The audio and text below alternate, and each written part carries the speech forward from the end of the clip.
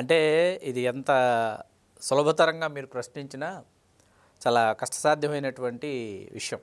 అంటే ఈ పాత్ర నచ్చింది, ఈ పాత్ర నచ్చలేదు అని చెప్పడానికి చాలా ఇబ్బంది పడాల్సి వస్తుంది. అది ఎన్టీ రామారావు గారిని అభిమానించేవాళ్ళు కావచ్చు, విశ్లేషకులు కావచ్చు, చరిత్రకారులు కావచ్చు. ఒక చరిత్రకారుడిగా, చరిత్ర పరిశోధకుడిగా నా మటుకు నాకు శ్రీమద్ విరాట్ పోతులూరి వీరబ్రహ్మేంద్ర స్వామి చరిత్రలో ఆయన పోషించిన వీరబ్రహ్మేంద్ర స్వామి పాత్ర చాలా విశిష్టమైనటువంటి పాత్రగా దాన్ని నేను భావిస్తాను.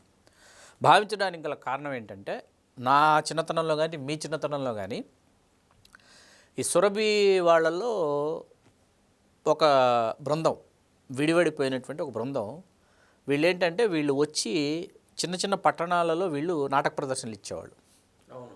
అందులో వెరీ పాపులర్ వీరబ్రహ్మేంద్ర స్వామి చరిత్ర నాటకం. ఈ నాటకం ఎంత పాపులర్ అంటే నెల రోజులు, 2 నెలలు, 3 నెలలు, 100 రోజులు నాటకం వాడిన రోజులు ఉన్నాయి. ఈ నాటకం వల్ల సినిమా హాళ్ళకి జనం రావట్లేదని ఈ నాటకం ట్రూప్ వాళ్ళని ఊరి నుంచి వెళ్ళగొట్టినటువంటి సంఘటనలు ఉన్నాయి.